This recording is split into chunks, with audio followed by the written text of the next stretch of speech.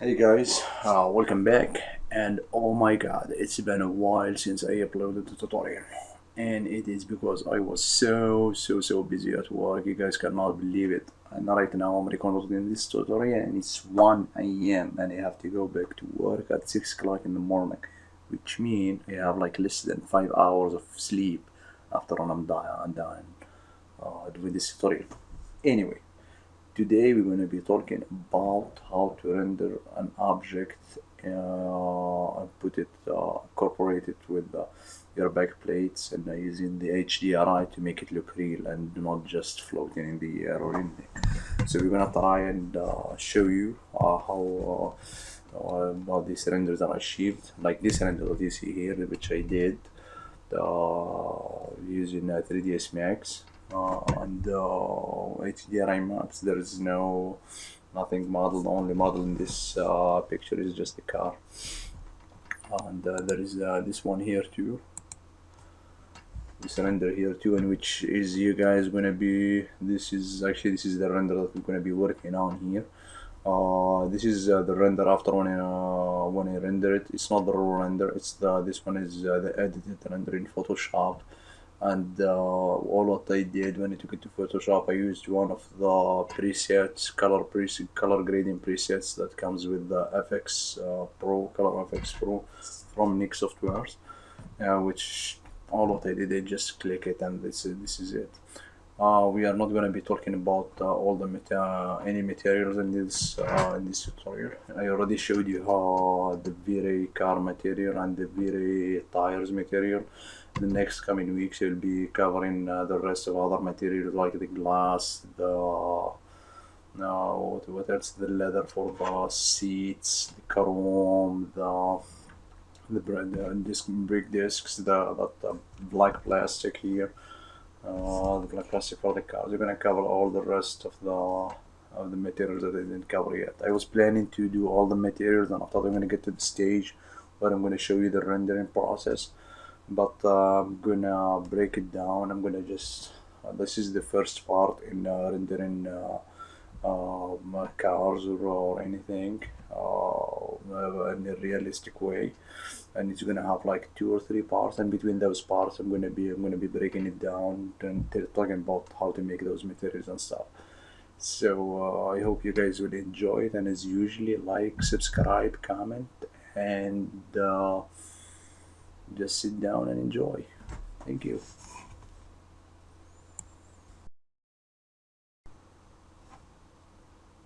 Okay guys, let's start. First of all, we're gonna go grab our back plates, and we're gonna try to match it on the camera to it. I downloaded the set of HDRIs and back plates. I will put the link to the website in the about for the video, so you guys can check it out. That's if I remembered it, because it was a while since I downloaded those, and they were for free in that website, so I'm using them. So I'm gonna pick this one here. This one is gonna be our backplate. I like it. It should be easy to match, because we have a lot of lines that we can match our perspective to. I checked just the size of this image is 3000 by 2000. Okay, I'm gonna just drag it and drop it to the viewport and set it as a viewport background. Click OK. Minimize this one. F10. Go to your render setting. I'm gonna change it to set 3000 by 2000. I'm gonna lock it. Now that I'm gonna lower it down to just 800. Okay, now I'm gonna close it. I'm gonna maximize my viewport. No, before I maximize it, I wanna make a camera. So if you push X, then you're gonna have this search box here. I'm typing just free and click enter. You're gonna get access to the free camera. I'm gonna just push it back here, maximize my my perspective viewport, push C so you can see through the camera, and I guess that's it. Now what you're gonna do, you're gonna go to the utility tab and grab the perspective match and click show vanishing lines. Now you can see our vanishing lines here, and you can add the push the 2D pen zoom mode so you can pan and zoom in and zoom out without affecting the camera. You are still looking through the camera, but you are just zooming in and out in a 2D fashion. So I'm gonna just create a box. So it's gonna be like, you can see the guides and see which axis are we trying to move. So perspective, turn on vanishing lines again. So this one is Z-axis. So let's just line this one here. Start with this one, and align this one down here.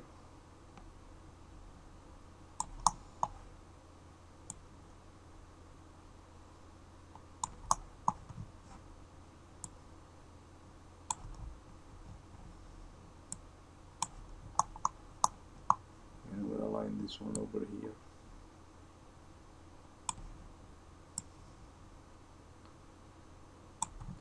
This new method that 3dsmax has is really saves us a lot of time. Without this method, he probably could have spent hours, if not days, sometimes almost a day, trying just to match the camera to your picture. In actually the x-axis, I'm gonna just use these pipes here. One gonna be here.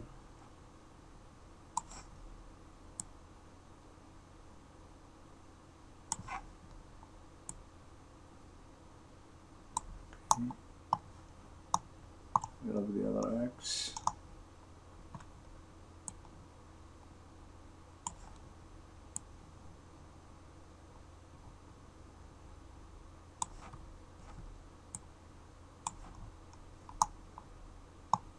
Okay. Now the Y-axis. It's all messed up right now, but always aim for the big lines in your scene. The bigger the line is, the better your track gonna be.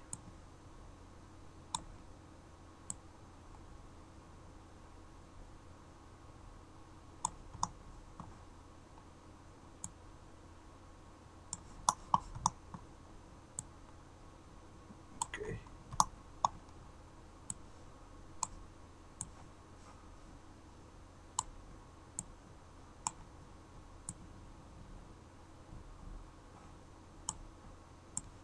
Alright,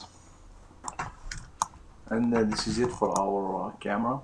It's already matched, so I'm going to just delete this cube here, and I just got out from the 2D zoom here, 2D zoom and pan.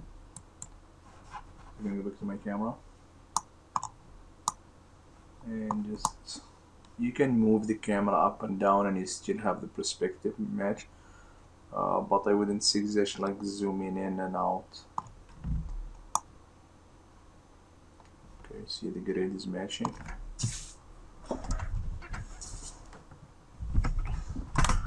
Okay, next, what I'm gonna do, I'm gonna bring in my car. So I'm gonna turn off my perspective match. I'm gonna select the camera though. Select my camera. There you go. And go to the hierarchy and link info. Unlock all the axes here, like the move, the rotate, and scale. So you won't mess it up. Okay. So the only thing, if we need something, we're probably gonna need to move our object instead of moving our camera. So we want to be trying to losing the camera and trying to bring it back every time.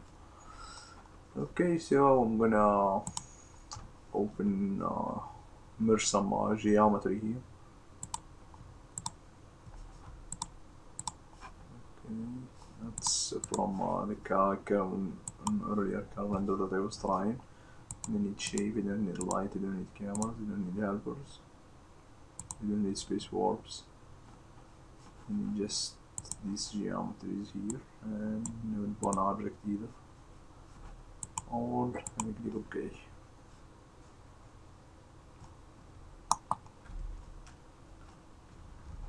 Now we'll just Alt W.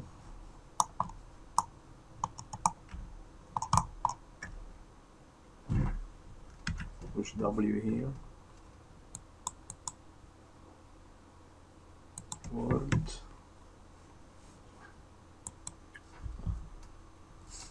Okay, and just try to. I'm gonna hide this plane for a second.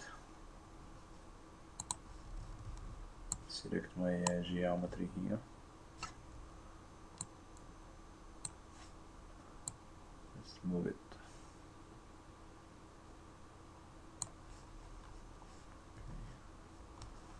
I think I need to unlock my camera here. It seems like it's too high.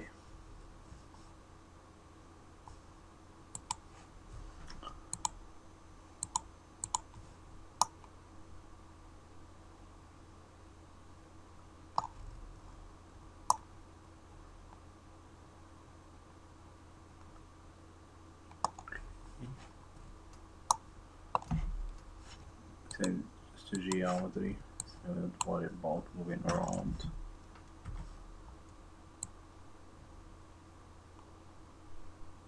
Okay. Now we get our car here. Let's see. W.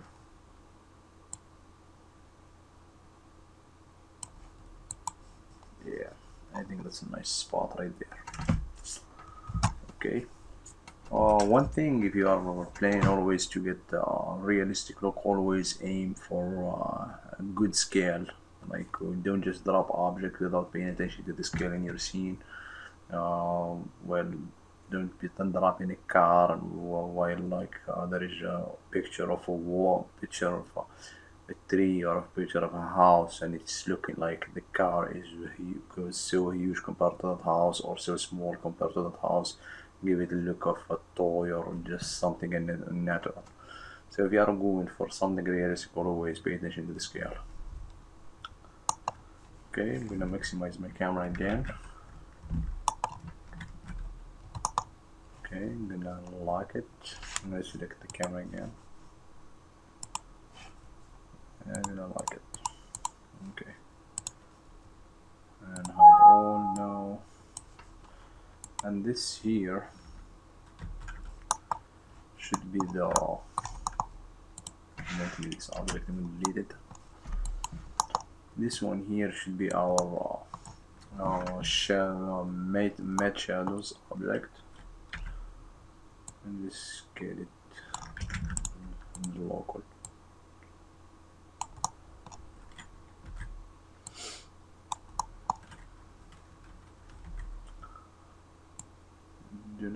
Do not make it too big, because you're gonna just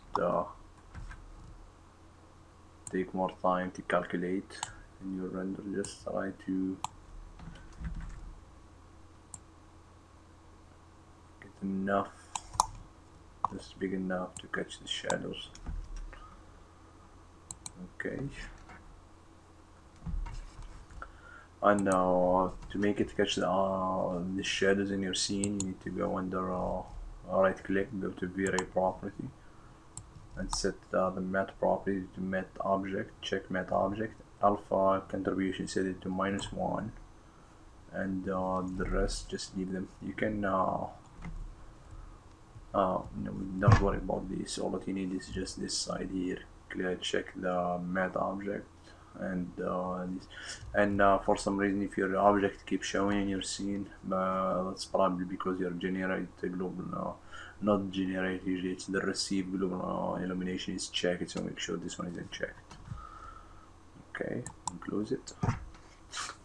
Next, what we need to do, add our light to the scene. I'm gonna standard and bring. I don't need to go here. I still need to get used to using this toolbar here. I need dim light.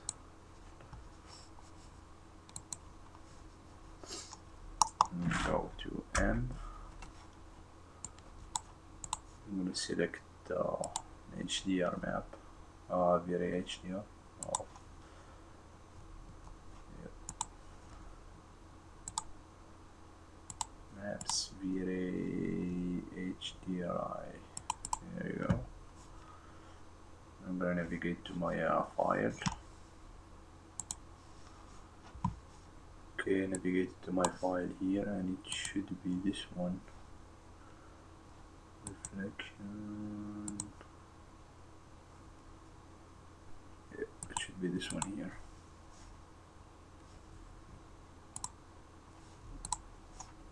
Open it. Set it the mapping type is spherical, and on your light here, drag this HDRI and put it on the light as an instance. Okay, now one very crucial step here, it's try to align your HDRI to make it match your backplate. Because if it's not, if you don't do that, your object will be showing a different, will be reflecting the HDRI, which is not matching the environment, and the reflection will be wrong. And to do that, I'm gonna enable the one more thing for the other light here. I'm gonna make sure it's invisible. I'm gonna enable the active shade. Usually when you do the active shade, it's just a second, I'm gonna close it. You need to set it. You set the render setting for it too. So for the vray, for the common here, and set it to 800 to 355. Or 533, and that's 533. Yep. I'm gonna go back to my production setting here and see if I have anything enabled that need to be turned off. The color mapping here, if you enable it, try turn it off. It's already turned off, so you don't have to worry about it. Okay. Now let's just do a quick render here, and not quick render. Let's go to the vray. We can see our environment. We are just looking at the reflection right now. I'm gonna make 8, and this is like this one here as an instance. Okay. Again.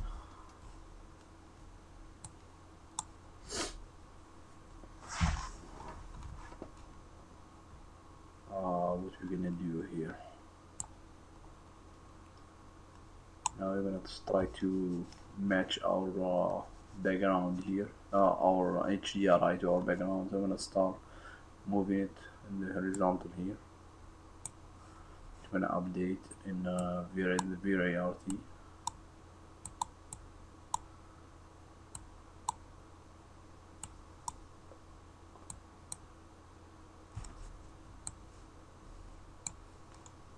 We are right there right now. I'm gonna move this one to the side here.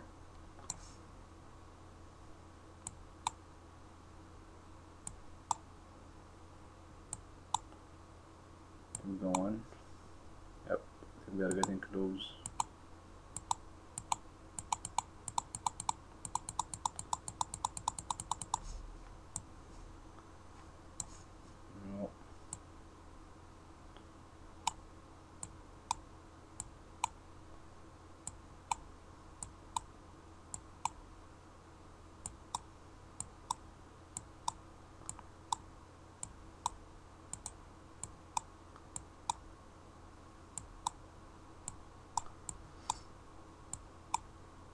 Where is it? Let's do the flipping horizontal here. I think usually when I set it to 190 it brings me right to it. Okay, I think, yeah.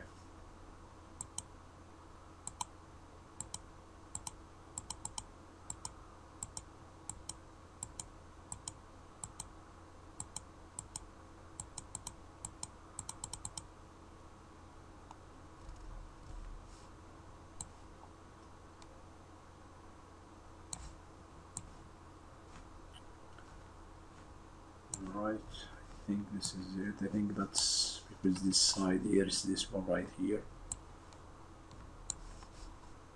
Okay. Next, I'm gonna click 8. Again 8. And I'm gonna try to find this map here.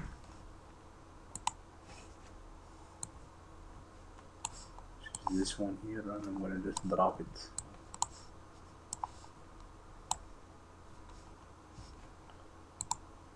Okay. Go to M again. Drop this one down here as an instance, and set it to screen. Okay. Now we get our object in the scene here. We got the reflection kind of matching, as you can see. This is coming from this one here, and that's all what we need the vray RT for. So I'm gonna just close all of these here, close the vray RT, and give it a render and see what you're gonna get. Oh, before we do that, let's set some render setting here. I'm going to change the render to production mode for the vray. I'm going to set it to. I'm going to turn off the image filter here. I'm going to set the adaptive image sampler to 8. I'm going to turn off the use sample threshold so that it won't use it in the whole image, and just use it when it needs to be used. Let me just set a little higher for right now. This one, let's set this one lower, 0.5. You usually set it to 0.5 no matter what. For the environment, if you are using HDRI, make sure that all of those are checked off. Global illumination, I'm going to enable the global illumination. Radiance map, secondary, I'm going to set it to a light cache. Custom, set it to -4 and -1. Subdivision, I'm going to set it to 25, and I'm going to leave it fine. Advanced, okay. Color threshold, I'm going to set it to 2.25. For the light cache, lower this one to 650, and the sample size to 0.5.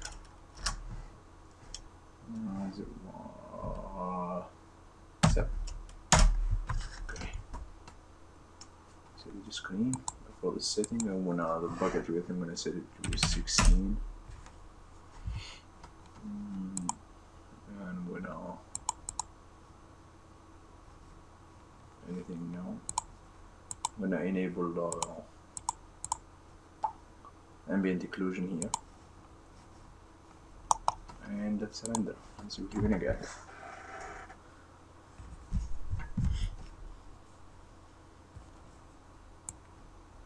Let's give it a second. I'm gonna pause and be back when the render is done. I'm not sure how long it's gonna take. Okay, the render is done here, and it took like 2 minutes and 0.6 seconds, and I think because I enabled the ambient occlusion took kind of little longer to render. So I'm going to turn it off here, And probably you guys are wondering why the image is a little darker here. It's because I turned off the display color in sRGB. This is what Max render will show you, which is really wrong.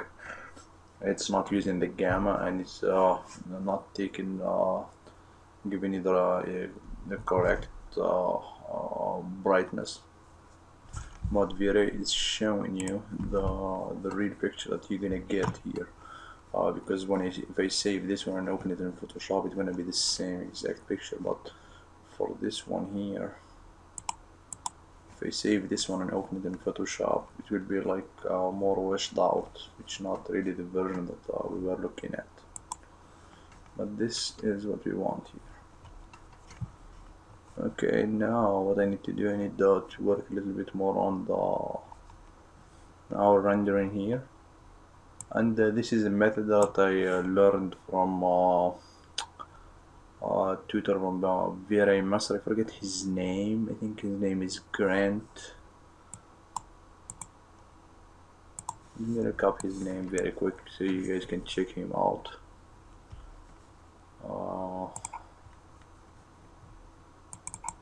His name is,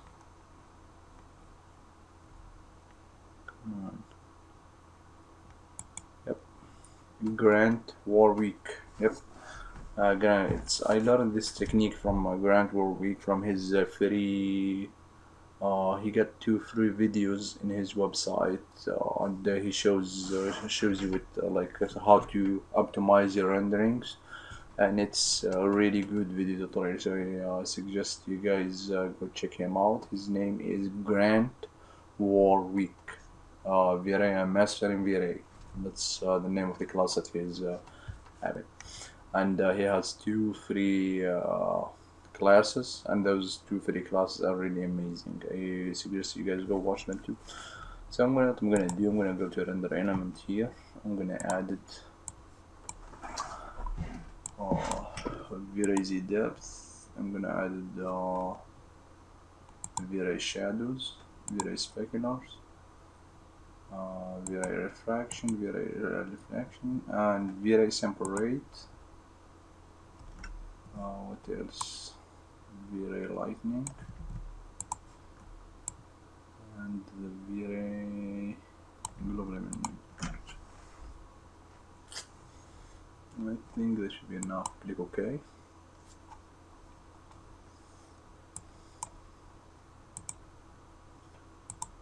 And under vray here, I'm gonna up the max subdivision to 16.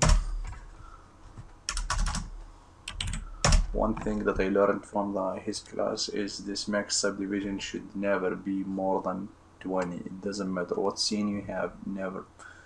Or this always should be 16. It should not go any higher than 16. I'm gonna lower this one to 115.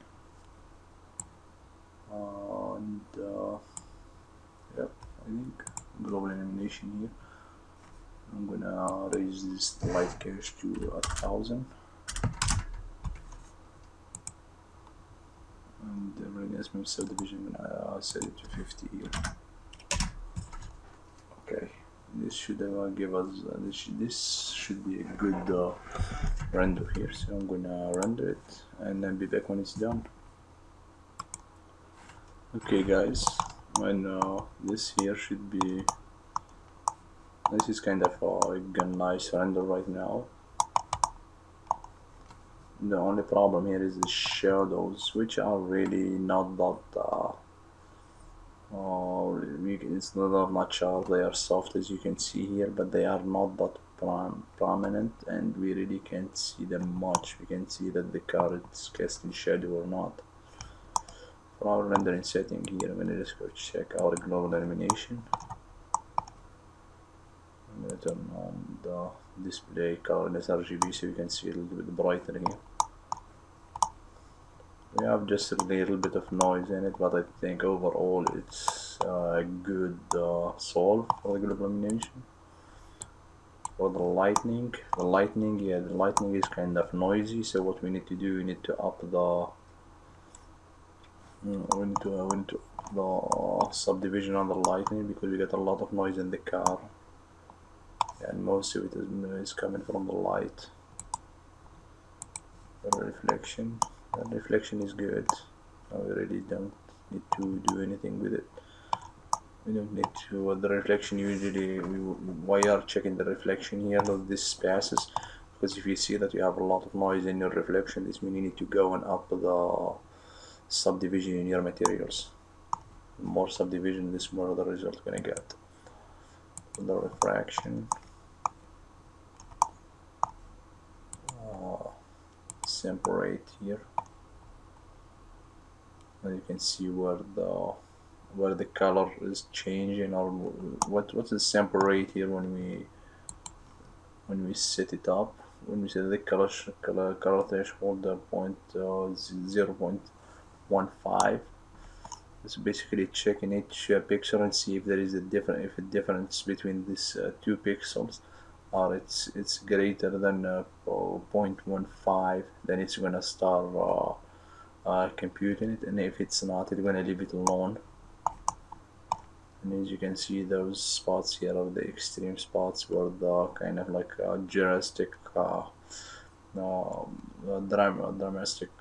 dramatic or change in color from value colors from maybe from 0 to 9. That's the difference. And because if you can see if you go to the RGB color and see those red spots, probably they are all the light spots. Yep. You can see here and here. Separate. I think it's fine. It's good. Vray shadows. Yeah, you see the shadows are really noisy, and that's what's all that noisiness from the car here. It's all from the lightning. Specular. And we got the Z depth. Okay, RGB color. One more thing what I'm gonna do, I'm gonna grab my whole car here and push it to the back a little bit, because when you see it on our environment in the RT, the car was kind of a little closer to this blue line here, so I'm gonna push the car to the back.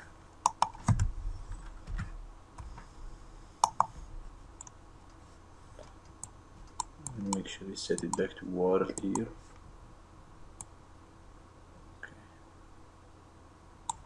Right here. Okay. What we need to do, and I'm going to select my light here. I'm going to change it to select lights. Select my light, and up the subdivision here to 64. Let's go for 124, 128. And if it's too good, we can start lowering it down from there. Okay, for the resolution for the text, I'm gonna say 1024.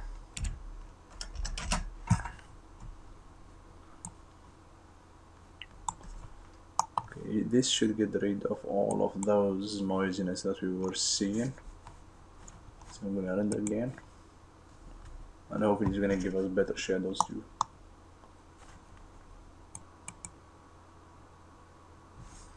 Okay guys, now this is the render now, and as you can see, after when we up the subdivision and the other light, now we have better shadows under the car, as you can see them here. And actually the image overall looks good. So let's go to our lightning pass here and check if we have I think that the noise here is from the texture in the car, because they have some kind of grunge texture on it, so to make the car look a little bit dirty. And for the shadows are way smoother now. Yep, you can see here. Specs, yep, and the speculars too. See, the speculars are way clearer now compared to the render before, and all of that is because of how we upped the lightning. Go back to the RGB colors here. I like this render here. It's not really bad at all. I think what I'm gonna do now,